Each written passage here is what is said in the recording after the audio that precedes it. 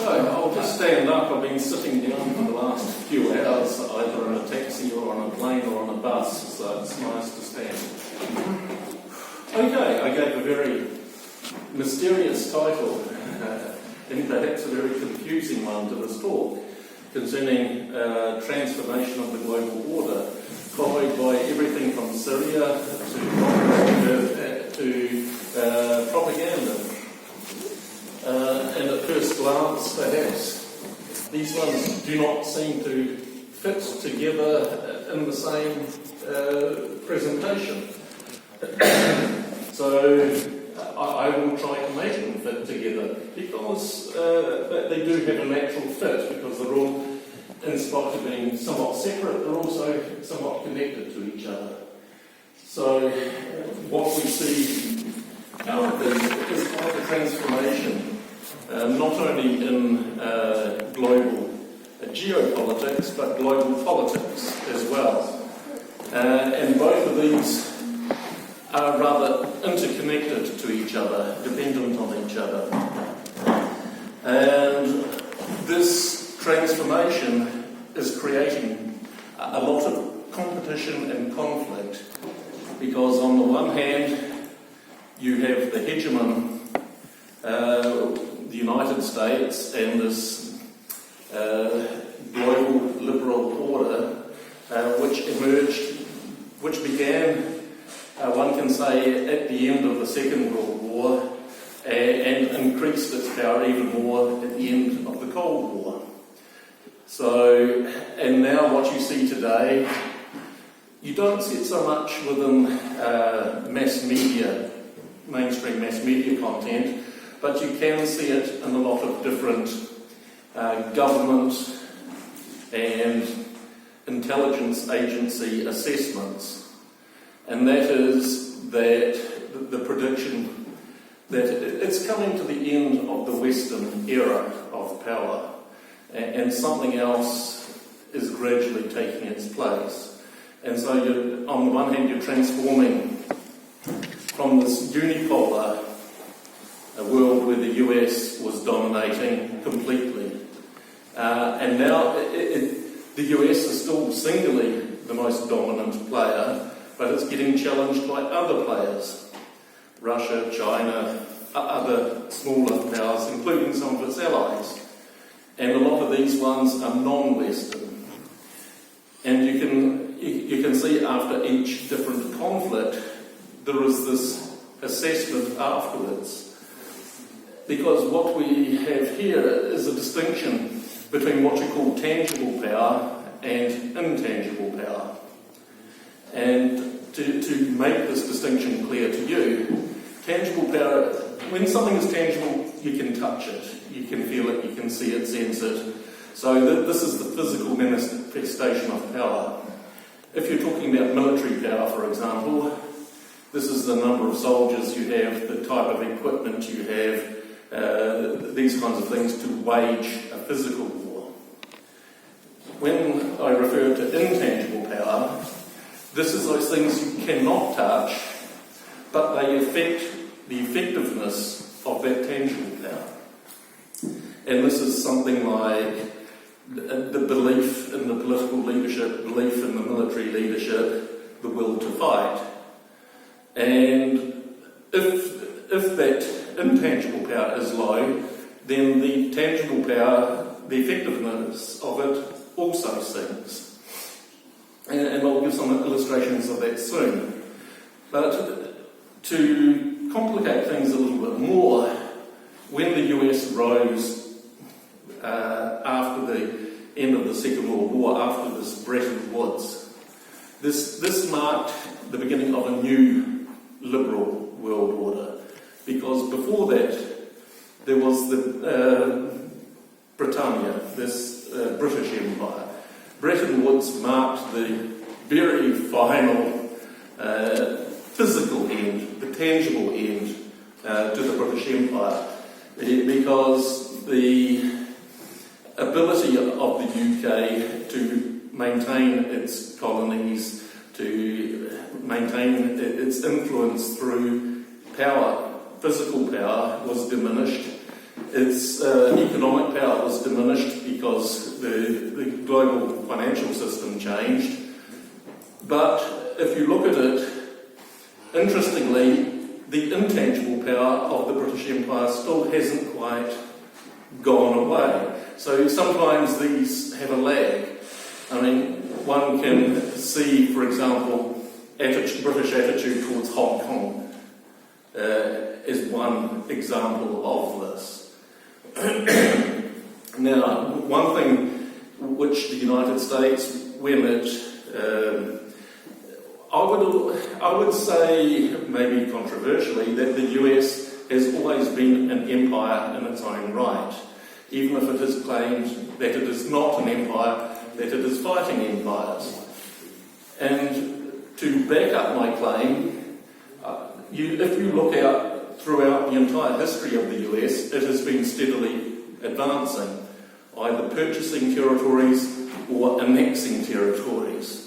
And this has gone from when it was created, and one can even look at the Spanish-American War, when it annexed Philippines, Puerto Rico, and a number of other colonies.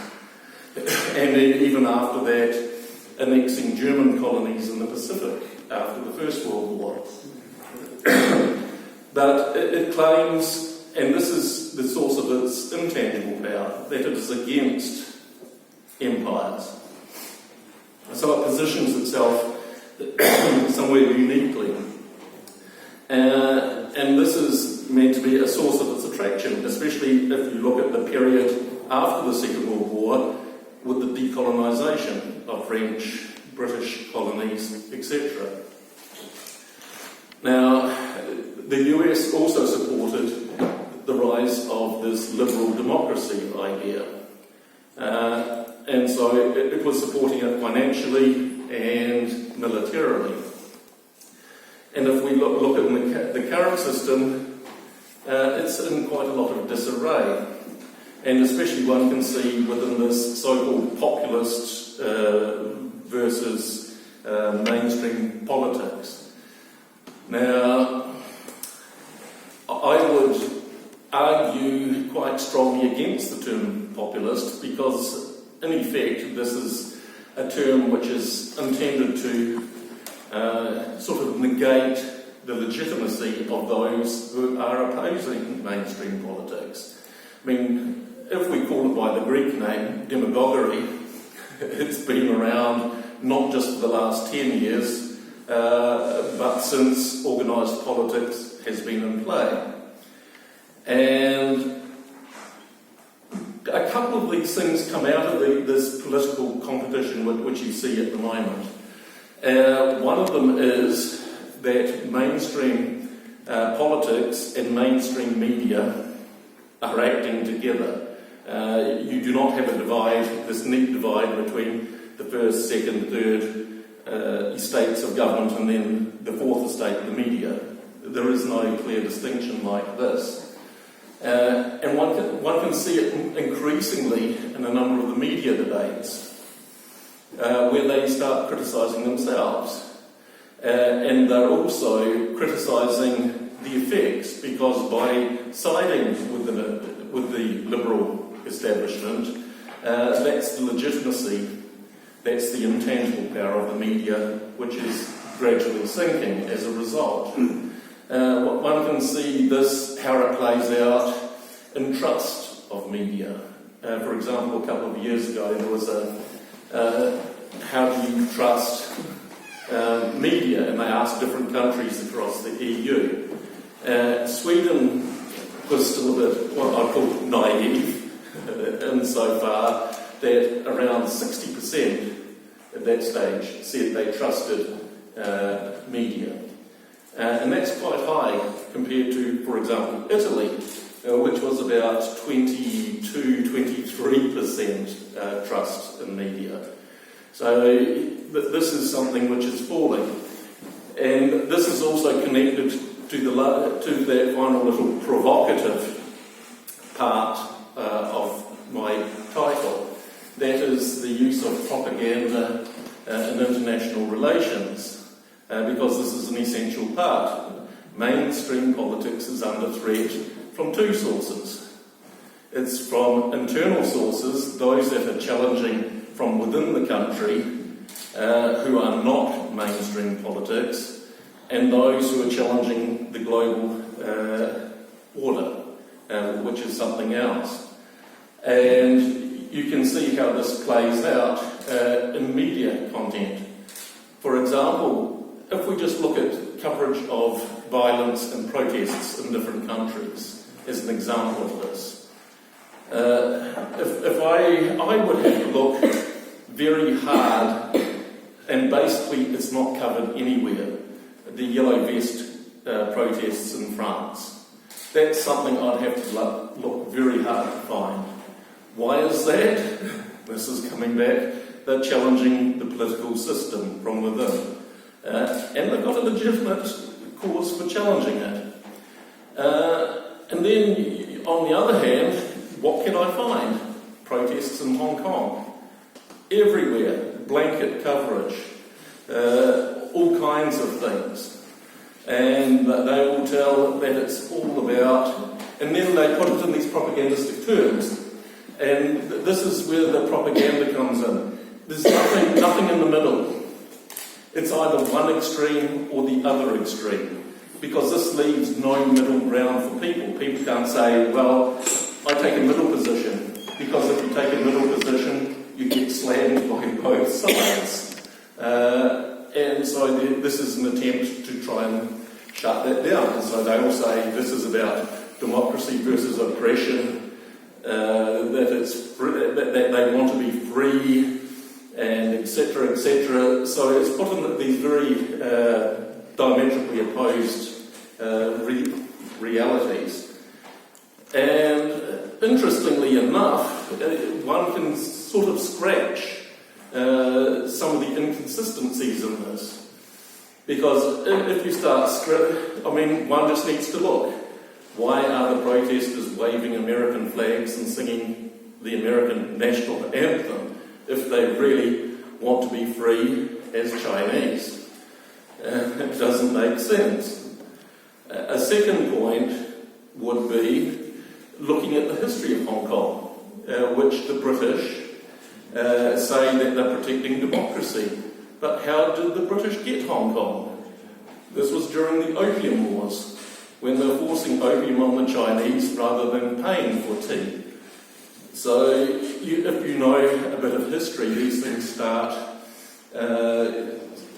not making really a great deal of sense. I mean, it's like at the moment, the biggest, I suppose you'd call it fad. I mean, presumably you've been tormented with this horrible teenager called Greta Thunberg from Sweden. What's her purpose? And the purpose is quite clear if you go beyond the cliches, the catchphrases and the slogans. It is as a means of enforcing compliance amongst the audience. Because she'll get up there, she'll speak, blah, blah, blah, blah, blah, blah. If you criticise her, then the point is you're not attacking the debate, you're attacking a child. And so this is a big no-no. So this is one way to shut down the debate. Within communication you've got this notion, this spiral of silence. So you start with a large debate and slowly you whittle it down until you get one truth.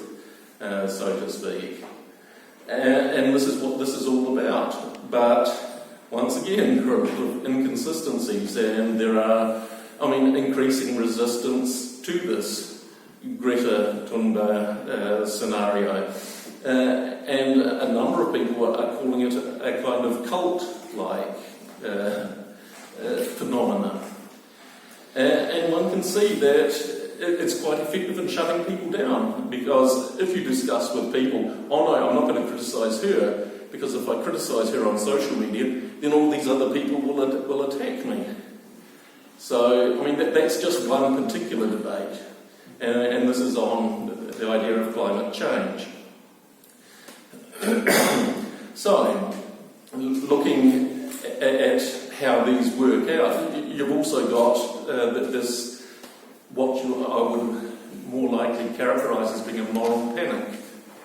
That is to create this horrible image of something to scare people into accepting a certain proposition to save them from that horrible whatever it is.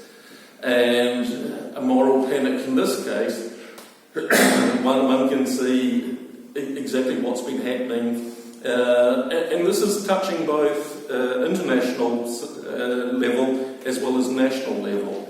On the international level, if we look at it, that this is, for example, the Russian threat. So this is put in different ways. That Russia wants to recreate the Soviet Union, or Russia wants to, even more frightening, Russia wants to create the Russian Empire, because that's even bigger in terms of territory. And, I mean, this is permeating at all different levels. I had the misfortune of listening at the European External Action Service to the person who was in charge of the Commonwealth of Independent States in Russia and OSCE, and he said Russia Russian aggression, blah blah blah blah. Russia wants to recreate the Russian Empire. That this is meant to be a threat, but also you've got these other notions of different aggression, hacking elections, which is popular. And one can see that this has two different effects. I mean, it has an immediate effect, and then it has a different effect further down the track. The immediate effect is like this Greta Thunberg. It shuts down the narrative, because if you question it, you are a useful idiot, Russian agent, something like this. And this is used to try and control the narrative. What happens further down the track? Well, things start falling apart, and one can look at the Mueller report as a good example of that. When it started off, conclusive evidence that Russia hacked the American presidential election. Look at it now. What is the current discourse? Ukraine might have hacked the election. So, I mean, it's gone in a completely different direction. But a lot of these things, it's the short term where these are intended to work. The long term, there is no intended effect. If it does, great, but little consideration. So that's on the international level. On the national level, this is used to try and compromise those who are challenging the mainstream politics. And if we look at the Swedish case, this has been quite heavily used. So, I mean, just looking, for example, at the Swedish NATO debate, you've got this idea of Swedish neutrality / non-alignment, etc. And that's been for 200 years. And why was it for 200 years? Well, the last time they went to war, they joined Napoleon against Russia, and it didn't work out so well. So, looking at that, a different foreign policy was approached. But now you can see the level where they're trying to steer this around, because you've got two approximate main camps. You've got the Euro-Atlanticists who want Sweden in NATO, and you've got a diverse, rather eclectic group of people, including these leftists and peaceniks and different ones who don't want Sweden in NATO, who want to continue this idea of Sweden as a non-aligned force. And how the Euro-Atlanticists go about trying to weaken this is quite interesting. On the one hand, there is a constant measure of public opinion, who supports NATO. And gradually it's been small increases with a lot of Russian scare stories in between. And for example, in 2014 there was an attempt to use the scare story annexation of Crimea. So, Sweden could be next. But the logic wasn't accepted by the public, because if you want fear to be effective, there needs to be two conditions met. One, that something bad can happen, the Russians attack. Okay, well, this has happened historically. But then the second point, that thing can happen personally. So the Russians attack now, but this was Crimea, this is the Black Sea, this is miles away. So the difference it made was very small. Following that, 2 years later, there was a Russian submarine spotted allegedly in Stockholm Archipelago. So if you look at the fear factors, something bad can happen to us. Russian attack, yes, something can happen to us personally. Well, historically in 1981, you had a Soviet whiskey-class submarine which got stuck on rocks, very undiplomatically right outside a secret naval base. So, this had some historical resonance. And so people were like, all running around scared. But if you look at the particular circumstance, at exactly this particular time that this alleged submarine was spotted, you had NATO lobbying Sweden and Finland very hard, because you also had a Russian submarine in Helsinki harbour at the same time as this. So, this was an attempt to use fear to drive. And 1 year later, because, it was just blanket coverage in the Swedish media, and you had photos which claimed to be this Russian submarine, and quite frankly, I've seen better pictures of Loch Ness Monster. It's just insane. But people were believing it because they weren't thinking rationally, logically. They were thinking emotionally. And what happened 1 year later? Very small piece, statement by the Swedish Ministry of Defence. That was not a Russian submarine that was spotted. In fact, it might have been one of our own objects. But of course this wasn't covered, so you didn't have headlines like "Paranoia will save us from the Russians" and different things like this. So all of these things go in together, and one can see that there is this